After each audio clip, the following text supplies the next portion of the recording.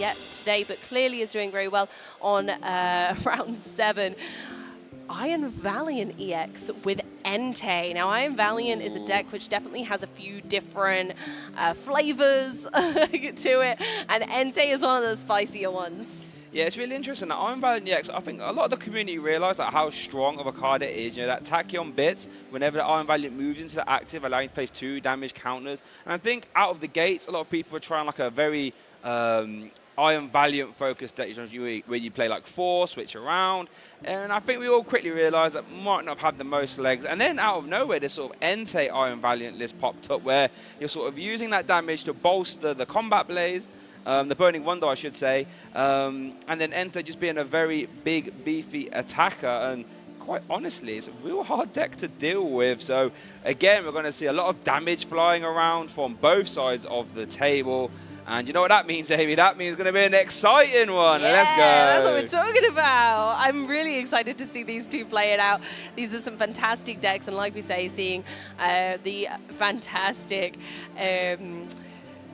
Iron Valiant EX for the first time. And don't forget, you can actually get one of those for free right now on TCG Live using the code that we have featured many times before on the stream. So if you missed it, oh, you're gonna have to go back. Oh no.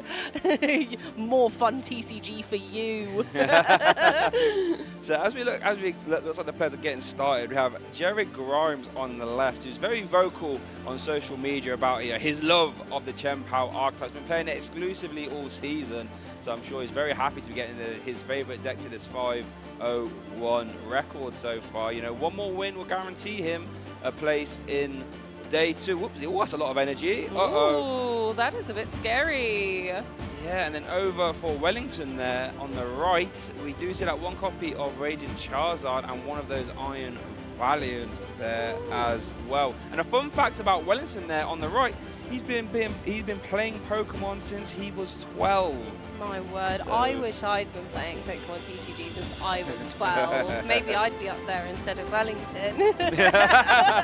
You said we're here talking about it because we can't play.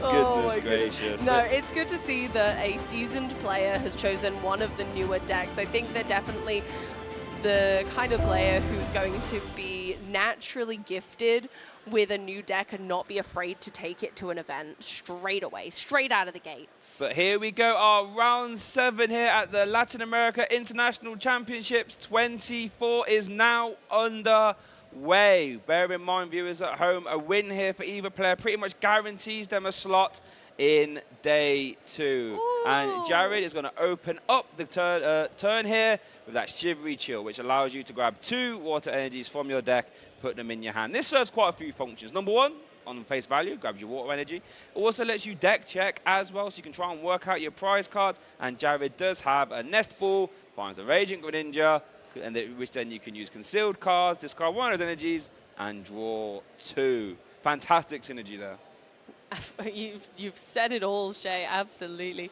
We're going straight on into that concealed cards to help Jared start to actually get the game going, but actually it looks like they've got a pretty lovely hand. Another Nest Ball gets them their first Frigibacks, presumably. I don't know, the Bibarel and Bidoof are always questionable as well, whether you should prioritize those at the beginning, but I think it's undeniable that without Frigibacks, this deck is going nowhere. Yeah, about that Frigibacks, yeah, you're not attaching many energy, I should say. No Battle VIP pass, though. Oh, that is such a shame. So I would say this is the sort of minimum start you can have here as a Chen Pao player. You know, have 1 Frigibacks and 1 Chen Pao down. I think it's pretty dangerous, actually. I think Jared's in a really sticky situation here. If Wellington manages to get their Iron Valiants out and start switching them around already, that Frigibacks could not last long, Shay. Yeah, you are correct. Actually, Iron Valiant has no problems at dispatching 60 HP basic Pokemon. In fact, that's kind of what you want to try and do as often as possible. Wellington does obviously play the full 4 Iron Valiant. EX has prized 1. But it has a ton of switching cards to try and use at his disposal. As we do see Wellington start off the turn, the Battle VIP pass, that Squawkabilly, and 1 We're ready to squawk and roll now, Shay. Squawk and roll, squawk and seize, draw some cards, try and end this game.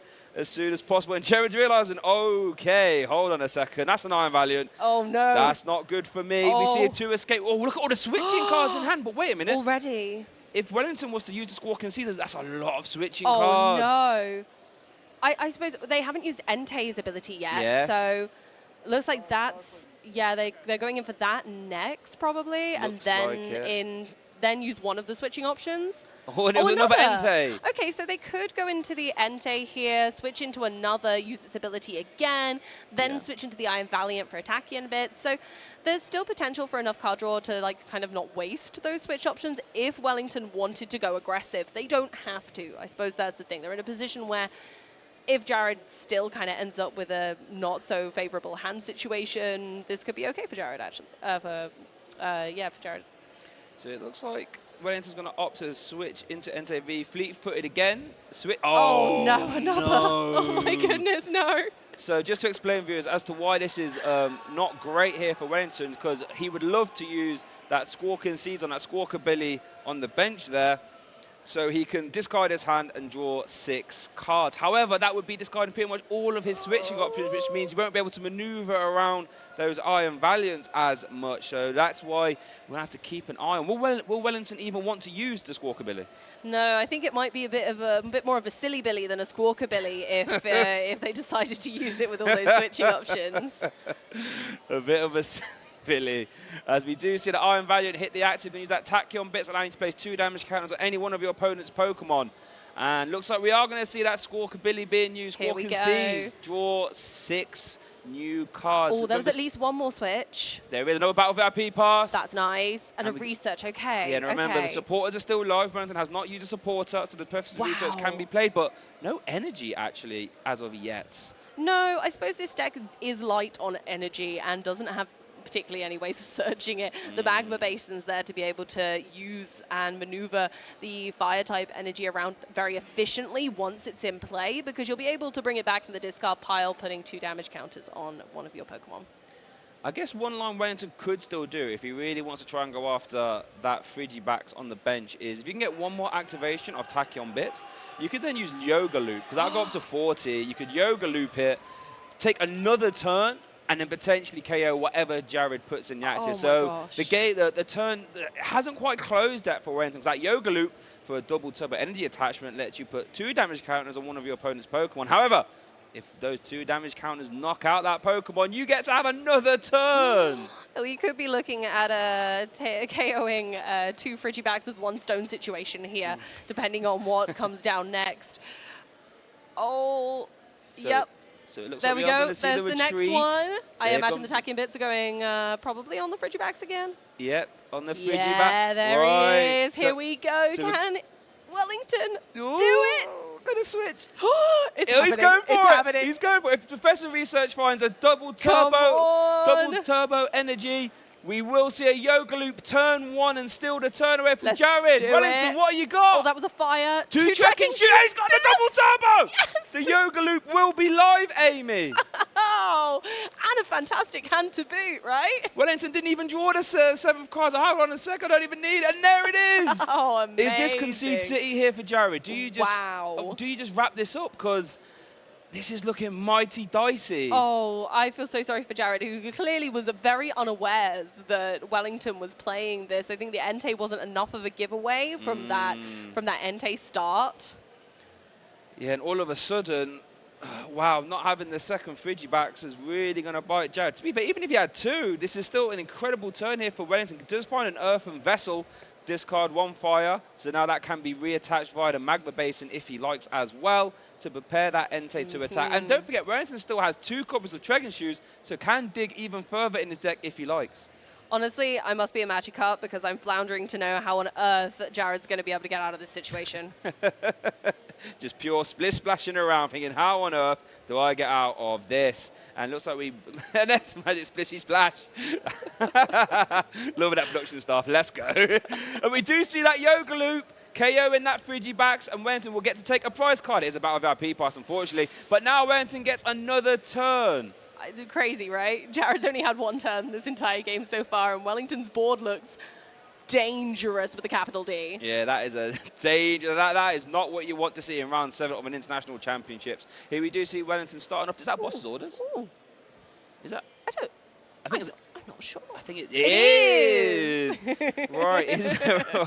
Now, the one problem, I don't know if Entei can reach a KO on the Chen Pao because Jared hasn't got any bench Pokemon, so that Burning Rondo will not be doing much damage. 20 plus 20 for each bench Pokemon in play. Slowing Jared down by taking out the Frigibax might be enough for Wellington right now. Wellington doesn't need to go fast here. This deck is surprisingly one of the few decks that can afford to go slow to begin with. And even then, like obviously they've taken another turn. It's barely going slow, but even then, it's okay to take a little bit of time now, knowing that they've managed to yoga loop their way into the foreground of this match. Yeah, I think just carrying a Greninja is perfectly fine. You're basically saying to Jared, go on, and you've got one Pokemon, let's go. Yep. The only sort of downside is Entei is water weak, as you can see there. So a 2-energy Hellblade would be a KO, but then you are going to have to try and set up some bench stuff. And then if you only get down one Frigibax, Wellington can just try and do this old okie dokie with the Iron Valiant and Yoga Loop and just KO that, as we do see a Burning Rondo for KO. And we have a lone Chen Pao. So yeah, there's a lonely looking Chen Pao. What do we see? A Super, that's a good start though. Get those Pokemon straight back in the deck. We like that. So what do you think Jared's going to try and do here, Amy? What's the immediate game plan here? Jared does have one energy attached to the Chen Pao. Yes. One extra energy does KO the Entei. So I feel like just an attach and attack is okay here. They're going to Iono, which I think is completely fair. Their hand was a little bit lackluster, to say the least. Well, so looking at a brand new hand, they're going to be wanting to get at least 2 Frigibax down now because they know the threat that is Wellington's deck. They know exactly what it does now, and they are going to need to be able to try and bench as many Frigibax as possible. Now, I've been looking into Iron Valiant and all the different flavors of it, and I got to say that I don't know about any of you guys in chat, but I found that Chen Pao was one of the decks that struggled most against it. So I think Wellington was probably quite pleased to see a Chen Pao in front of them. The Entei is the only thing that kind of suffers a little bit to Chen Pao due to the water-type weakness. Yeah, I mean, you would get carried to that Hellblade, but then it does open the door for Wellington to just go after any 60 HP Frigibax. Jared only plays 1 copy of the 70 HP one, so can't put down 2 copies of that. As Jared does have an Ultra Ball, so can at least get, something down. With Barrel, most likely it's going to be a Frigibax for now. And we might be looking to see that Pokestops to try and get some more Nest Balls. As we do see that 70 HP Frigibax has that Chili attack, one of my favorite attack names in the standard format right now. Because things are getting chilly in here. Yeah, Jared's deck is definitely trying to turn down the temperature that Wellington set. Yeah, there it is. There we are. There's a bombing of the Magma Basin. Oh, no! Goodness gracious me. That was a 3 Pokemon Pokestop. The ultimate betrayal in Pokemon TCG right now. Top Pokemon TCG betrayal right there. We just witnessed it live. And Jared just shuffled in that Greninja and it's been sent straight back to the discard pile. I'm really not sure how Jared's going to come back from this, honestly, because yes, they took the KO here, but if Wellington can respond and manage to KO that Frigibax, where does Jared go from there? Because they can't attach 2 energy on 1 turn, right? No, yeah, exactly. And I think one thing that I've noticed here for Wellington, Escape Rope is as good as a boss in this scenario. You can just put that Frigibax in active. You don't really have to bother with Tachyon Bits at that point, as we do see the Forest Hill Stone. So all Wellington has to do is try and find the energy and the Magma Basin, and he can go off to the races. I don't think... Yeah, and looking at the deck list, Pokestop isn't really useful for Wellington, so definitely something they're going to be avoiding with the amount of their switch options that are already in the discard pile from that really early score concedes. Yeah, so how many Escape Rope does he actually play? It looks like he plays... I imagine it's 4, yeah. But I think at least 3 have hit the discard pile already. Yeah, it's been quite a lot already, so... Here we do see a switch. We see the energy. We see Magma Basin ideally. Oh, we got there it is. An Escape Rope. Right, so far, this hand supports, as long as there's an Escape Rope left. Here we see a Pokestop, Switch Cart, Magma Basin. Not bad, Yeah, not bad. And the Techno Radar there as well, which lets you get 2 future Pokemon, but that's not something we realistically need to see right now. Now, does Wellington have the Escape Rope? I feel as if, well, he's going for that Star Alchemy off that Forest Hill Stone and letting you grab any card from your deck. Is there an Escape Rope? There is! Beautiful. Here we go. And look at Wellington's deck. It's so tiny already. It feels like we've barely scratched the surface just because Jared hasn't really been able to do anything yet. But I appreciate his, he's sticking in this. He's not giving up. And I really, really allow. And there's okay, the there concession. But yeah. honestly, he stuck that out, and I really respect it. Yeah, I think that was the right was on the wall there. That escape rope being as good as a boss's orders, removing Jared's only Frigibacks from play, removing all the energy acceleration, and Wellington removing all the win cons there for Jared as he goes one game up in this Latin America International Championships round 7. Yeah, I think, again, like, it's a strange matchup, this one, because you do have the water weakness on one side, but then just being able to pick off the little Pokemon is one of Iron Valiant's greatest strengths. So being able to take out those Frigibacks, being able to take out Bidoofs and such. Yeah. So it's really advantageous. And I don't think the weakness matters. I think that's why the Entei is so good right now in this deck, is because I don't think they care too much about the weakness. And I think we might have actually seen Jared's massive mistake there off that first Nest Ball, grabbed the 60 HP Frigibacks, not the 70 HP one, not knowing what Wellington was playing, and Wellington said, right, I'm off to the races then, let me go and hunt that as quick as possible. Tachyon Bits, 2 uses of that, and then that Yoga Loop coming in, which basically sealed the deal there, I feel. We're hopefully going to see that Clutch Professor research there. Here it is. No, we had to find that double turbo energy, and that said, don't worry, Wellington, I got ya. And yeah, that Medicham, that Yoga Loop, honestly, that turbo was a thing of beauty right there. Yoga might be detoxifying and de-stressing to most, but I feel like that was the most stressful yoga of Jared's life. As we do look at the price cost there, we do see that Radiant Charizard and 1 copy of Entei, and then over for Jared, 1 copy of Chien-Pao, Iono, and Irida. I think also, in all fairness though, both price cards for both players isn't too impactful. No, they don't seem too scary to me either. I think they're pretty fine. They're A-okay. I don't think they're going to have a big impact on this game. Okay, that's a much better start from Jared. Wellington has started with Squawkabilly, which is great in some scenarios, but it depends how Wellington sounds looking. It's looking a bit Jared is basily. going to might have to be a Pokestop. Oh, does have an Ultra Ball, sorry. Oh, nice.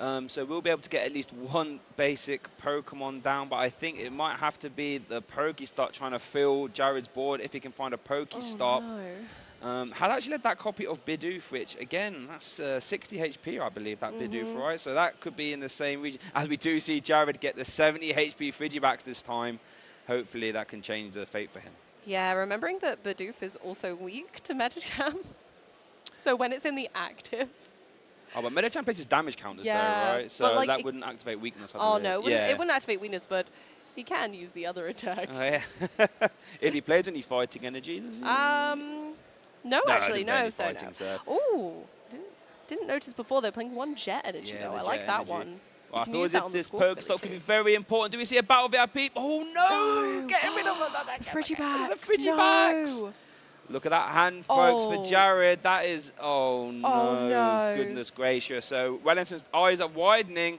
But I tell you what, that hand actually isn't the greatest either. But we do see the Forest Stone, I should say, I apologize. The Battle VIP pass. And the great thing about Squawkabilly is if you've got a bad hand, how about you just discard it and get 6 new cards? How about that? Yeah, I think, Squawkabilly could ruffle some feathers here because Jared really hasn't had a strong setup again. I'm not sure whether they're going to be able to get out of this situation, but I have hope. I live in hope. And I'll tell you, one Pokemon that's going to try its hardest to stop that hope is that Iron Valiant, that Tachyon Bits. When it goes to the active, you will put 2 damage counters on one of your opponent's Pokemon. Honestly, a very scary ability, as we do see the Forest Stone getting attached as well. And wow, look at it, got the Magma Base and can even opt to use that Pokestop if he likes. And just all power to him. I worry that the Pokestop may be too risky early on for a deck that has so many integral Pokemon that you need as many like Iron Valiants as you can get. And ending up with those in the discard pile a bit too early on feels maybe a bit too risky or scary to me, where this deck doesn't run any kind of recursion of Pokemon. Ooh, we saw a DT. I don't think we see a way to get the Medicham though. At least immediately, but we do see that Tachyon Bits has been used there on the active. We do see a switch cart, and we do see the future booster capsule. So you can switch cart into the next Iron Valiant, use Tachyon Bits. Oh, we're going to see the Forest Seal Stone activation now. Could this be for a Battle VIP pass so you can attach that DT via Medicham? Or looks like maybe just going for the Medicham, maybe? Yeah, I like that Wellington's going for a different approach this battle. They're going for the draw support on Jared's side instead this time, looking at what they've got out. They've got, Radiant Greninja, who is a perfectly valid attacker in this matchup, but, like, it's not going to one-hit KO something straight off the bat. Whereas the Bidoof is kind of big, right? Because if they don't manage to get a B-Barrel out, then the card draw is so limited that Wellington might just be able to continue to Tachyon Bits away those smaller Pokemon.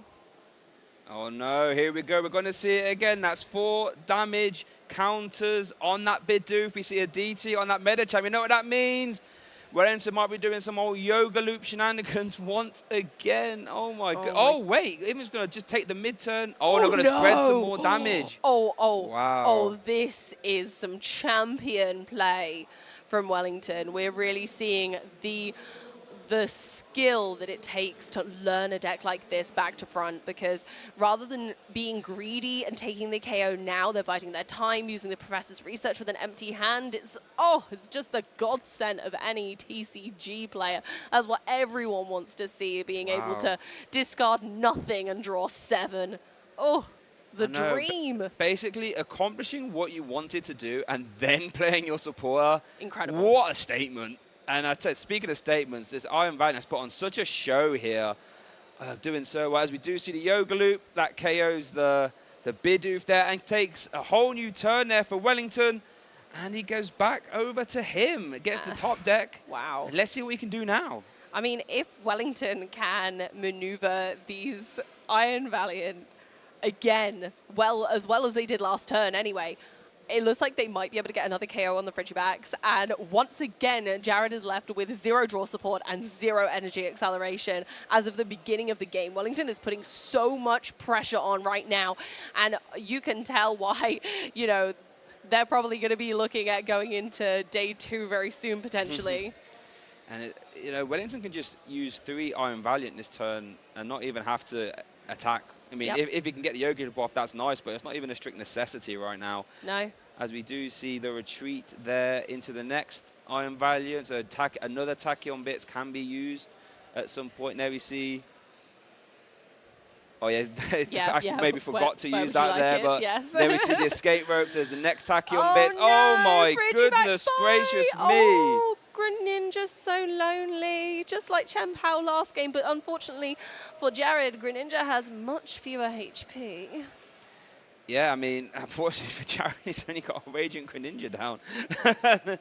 And we could even see, an energy, and we could see the Magma Basin for more damage as well. Quite honestly, wow, I'm so impressed with this Iron Valiant right now. Yeah. The turn isn't even over, Amy. The turn isn't even over. No, they're still going. And as they should be. They need to make sure that they're setting up well enough that if Jared does make a comeback, that it's okay, Like, there is so much more to Iron Valiant than just moving giant Pokemon around to place 20 damage counters. And I think that's why people underestimate this deck, right? They're like, oh, I have to use so many cards to do 20 damage at a time. But that 20 damage is huge when your opponent's Pokemon only have 60 or 70 HP respectively. And when you can apply those little 2 damage counters as early as turn 1, like you said, before your opponent has a chance to evolve, you can just spread that damage really fast. Another research there for Wellington. Jared, oh my goodness gracious me, what am I staring across the board from? I don't think we're going to see a Combat Blaze though. I think we've already seen the 1 energy attachment for turn from hand. So we won't be able to see that now that the Entei is in the active position. But I mean, I think we're clutching at straws here. I mean, this has been a fantastic couple turns here for Wellington. Yeah, I think Wellington's done a really good job of showing us that Medicham is not just good in Pokemon Go. It's good in Pokemon TCG too still. We love seeing those Pokemon that are good across different formats. We see Chen Pao's good in TCG and VGC right now. And speaking of, here's one now. Yeah, speaking of Chen Pao, there is one hitting the bench. We are going to see a Pokestop potentially hitting the board. I think kind of have to maybe here, Jared, because that that hand unfortunately isn't the greatest. We are going to see the Pokestop. Nest Ball, Irida. Oh, my goodness. Wow. That Pokestop has not been treating Jared well, at least this round. No, it's been really harsh on poor Jared here. Honestly, there is still a huge chance that Jared could pull this back. Like, realistically, Wellington does have limited resources. They will have to stop switching their Pokemon at some point. They will run out of switching options. If Jared can kind of run Wellington out of resources and then put down those Frigibags, maybe that is some sort of method to the madness of managing to continue. Yeah, I think that might be the plan. They're going for two larger Pokemon that, you know, Wellington can't cope with potentially without, you know, attaching and using a larger attack. But if Jared does keep their bench small still, then Entei also can't do loads of damage. So it looks like I think Jared's just biding their time at this point and being like, right, you're going to run out of resources at some point. You cannot switch those guys forever. Yeah, and then you just sort of try and go for these 2 energy Hellblades and just KO the Entei that way. I mean, it's very possible. Yeah. It just means you are stuck attaching 1 energy per turn. I think it's a scary position. One-dimensional.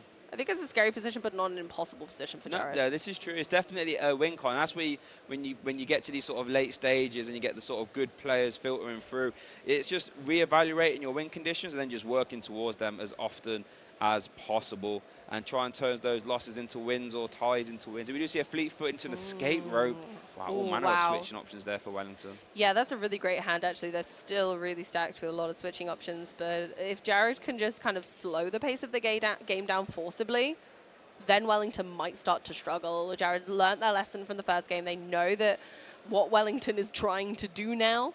And I think it's well observed that Wellington is playing sort of a 4 of every single switching option they can. So it is easy to count those out. You do see the Scarab being played as well. You think it's probably going to have to be the one without the energy, I think, right? yeah, you've got to conserve the energy, right?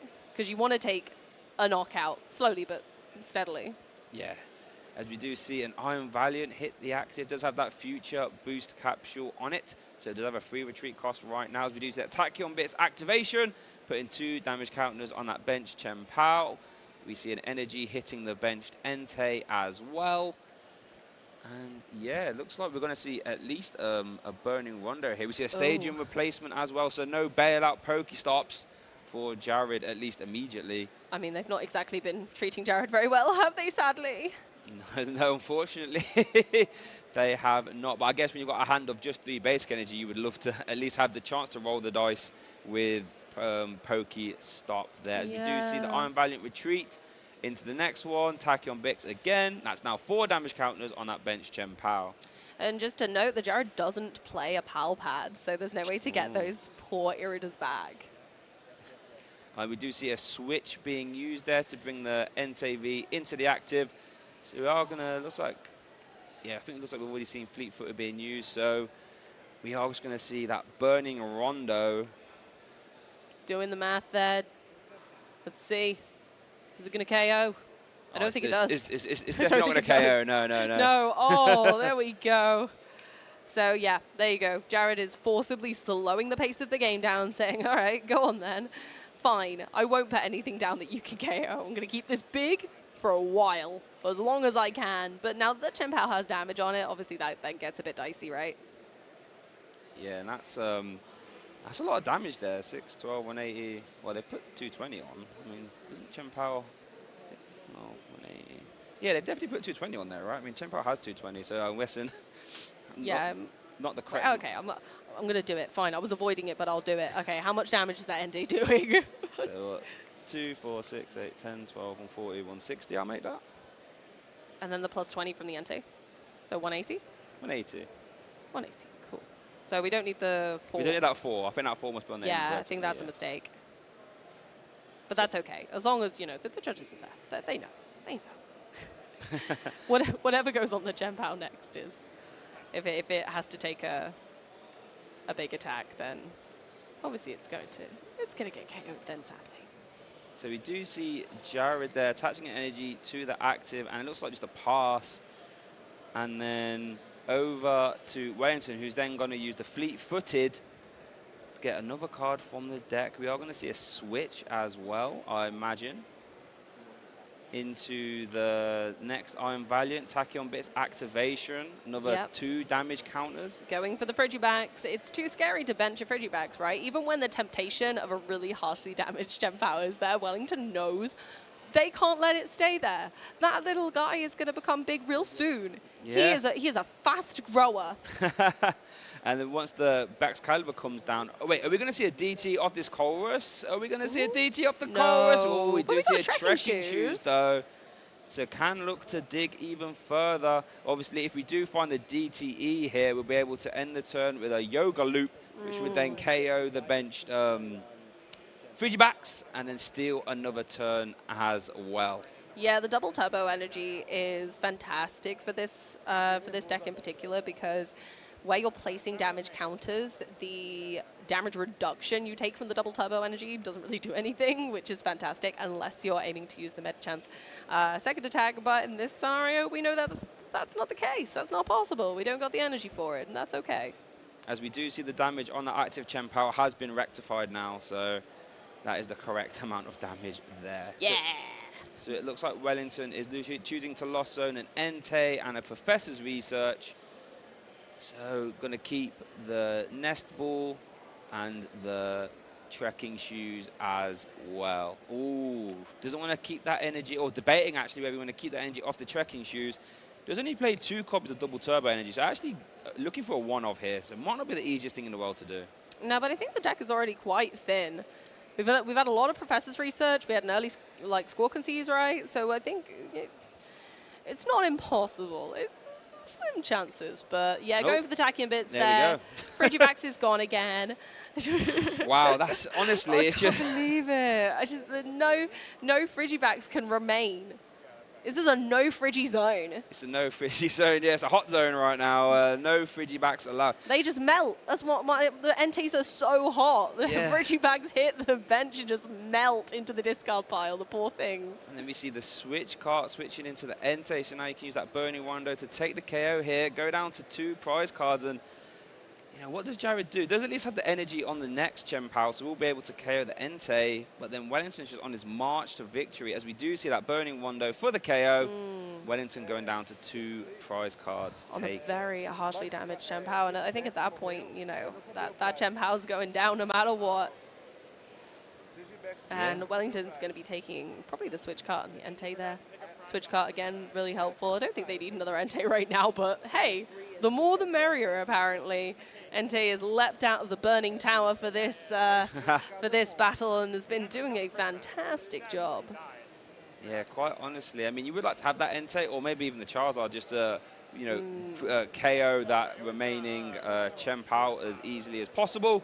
But we can just weave in as many Tachyon Bits. I think you'll be fine. And at some point, use Combat Blaze just to finish it off at some point. But yeah, Wellington's looks like they're discussing something. But now, even so, Wellington's in a fantastic position, going down to the prize card advantage, and Jared's still yet to take prize cards here yet. Yeah, they haven't seemed to take those prize cards yet. One of them has been taken possibly, but definitely having a chat with the judges. Sometimes it's best just to kind of clear things up and make sure that things went the way that everyone thought they went. It's not a bad thing to consult the judges and see what's up, especially when the pressure's on like this. It's such a high caliber event. Everyone is, ready and waiting and trying to get that day 2 now. Yeah. We've got a lot of win-ins right now to win their next game, to get into that day 2, like Jared and Wellington are both trying to do right now. So, the stakes are high, and it's always worth double checking. Yeah, 100%. I think you hit the nail on the head there. When the stakes are this high, you want to make sure that things are, everything's hunky-dory. Maybe just debating how many prize cards to take. I believe it should be down to 2. I believe. Looks like maybe debating we have to take that third one, or take that one there as well. Oh, did Wellington take one for the Frigibacks? I don't think they did. I think they might have okay, that makes sense. Forgotten to take it for the the mid-turn KO on the Frigibags, and when you do take a KO mid-turn, you are supposed to take a prize card right away. Yeah. It's okay. The judges seem to have gone, off you go, Wellington, it's all good. We always like to try and make right. As it does pass the turn there over to Jared. Going to start the turn off there with concealed cards. Does have a Pokestop. Going to play that Pokestop. Ultra Ball, Earthen Vessel, Counter Catcher. So we've got 3 items there. That's good. You know, maybe let's see what that hand can do. Does have the rare candy and the Ultra Ball. So at some point there would have been a Baxcalibur, but Wellington has just been very efficient in denying any Frigibacks there for Jared, as Jared looks like he's going to consult the discard pile just when you're counting out the switching options. You're right, yeah. Yeah. But how many more Tachyon bits can you do, my friend? Because I've been on the receiving end of a lot. Yeah, I think that's really crucial, and clearly is what Jared was going for. I might be wrong, but I feel in my heart that is what Jared was planning on, was that if I can just get them down low enough resources, maybe Wellington will let me bench a Frigibags. Or maybe just and let it stay in play so I can eventually get to the Baxcalibur, right? Saying that, Wellington doesn't have another attacker set up that can take a one-hit KO on either of Jared's 2 remaining Pokemon right now. If Jared takes out the Entei, but no, looks like they're going for the Medicham, realizing that is part of the real threat of the situation. Okay, yeah, that's an interesting one. That Counter Catcher letting you gust up anything you like as long as you are, or switches to active, I should say, as long as you are behind on prize cards, as we do see an Ultra Ball being played. They're getting rid of Battle VIP pass and a rare candy. So it looks like maybe, is Jared going to maybe try and run the gambit here with Frigibacks, or nope, going to go for the Bidoof. Might need to find a Superrod at some point to get those Frigibacks back. We'll see if Bidoof, our sweet little Bidoof, can stay on the bench for more than one turn. I believe in you, Bidoof. You've got this, buddy. Unfortunately, that carefree constant ability doesn't work for damage being placed by abilities. So, look, all I'm saying is that if Bidoof is carefree, then clearly he believes in himself too. Let's see, is that going to be the one? And it looks like we're going to see a pass, no attack. Okay. Oh, okay. Oh, does so have the boss. I like this. Boss into the Bidoof, as long as you have a switching card now, that's going to be game. Does Wellington, has the DTE, has a switch card, has all manner of ways to win right there. Bidoof, the little Bidoof that couldn't. Oh, I had so much faith in him.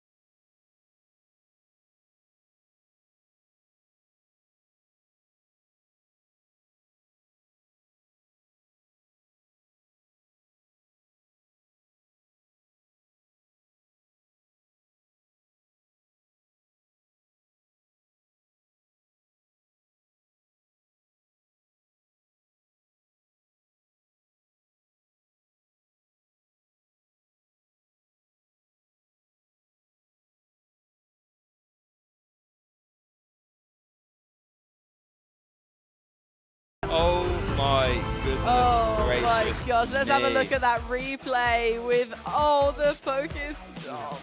Oh, they weren't good, were they? The Pokestops were bad this game.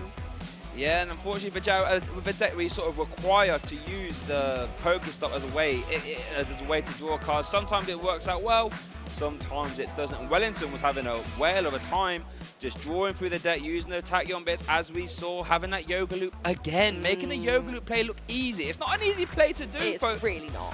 Viewers at home, honestly, you have to sort of build your deck around it. Jared reading it, thinking, yep, I'm going to be on the receiving of that.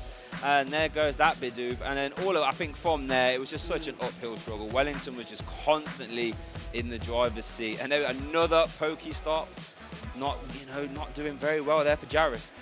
Yeah, the Wellington Yoga Studio definitely showed us the best of placing those tachyon bit damage counters. They were absolutely expertly placed throughout the entire game. Yeah. They knew exactly where Yeah. they were going with them. They knew exactly what they were doing. You can see that Wellington is a very seasoned player. Yeah, and Wellington, like I said, been playing since he was 12, so knows his way around the Pokemon TCG, and you know, clearly knows his way around that deck. Must have put a lot of time in practicing because he piloted that effortlessly and made it look incredible. Absolutely. That's what I'm saying. It's the difference between seeing one of our players here who's just made it into day 2 versus kind of playing at locals and getting ready with these decks. This is where you see the refined lists that made it to the event. And that's where when we're in these events for new formats, right? Like this is the first event that has Paradox Rift legal. We can sort of really see the players who like invested a lot of time into these new archetypes. It's not easy to build a new deck. Like that Iron Valiant deck, Entei decks didn't really exist in the metagame too much before. No. And then having to combine the right amount of switching cards with maybe the right amount of Techno Radar and Boost Capsule and Medicham and Energy Count. It looks like it's a very meticulous deck that took a long time to put together, but clearly it's doing well for Wellington. I hope so. I hope it's going to continue to do well, and I hope that, you know, other people are seeing success with it today as well, because I think it was one of the decks that was underestimated coming into today. Yeah, I think a lot of people, we had that initial surge of hype for Iron Valiant, and it kind of got displaced when we realized that maybe sort of just 4 Iron Valiant maneuvering around wasn't quite going to cut it. We needed some kind of attacker. You know, everyone out the gates for Urshifu, VMAX might have been that option. Yeah. Kind of hard to use, and maybe because Entei is a basic, can draw cards, Magma base, and lets you attach energy. Seems to be, at least right now, working very well. Yeah, and I think, you know, the typing isn't bad going into today either. Hopefully they saw some golden goes. I'd imagine they'd love to see that. Made their life easy. So no, it's fantastic what they managed to achieve. Get that record with a deck that is so number inherent. It's so important that they're placing those counters exactly where they need to be, and they've been doing that for hours. Absolutely hours. And then going on stream, the pressure is immense. Exactly. Like you have all that Burning Rondo maths, you've got all the Iron Valiant maths, you've got the Yoga Loop. You want to try and end on that. Sometimes you're thinking, is it worth, you know, playing this research and trying to go for the Yoga Loop, or do I hold resources, just go for like a Burning Rondo and try and work in the Yoga Loop later? Quite honestly, that must be a very hard deck to pilot. And that's without saying it's a new deck as well. Haven't had a chance to get reps with it, at least on a tournament setting. So yeah, I'm very impressed. But like I said, maximum commiserations there to Jared. You know, very vocal about his love for the Chen Pao deck.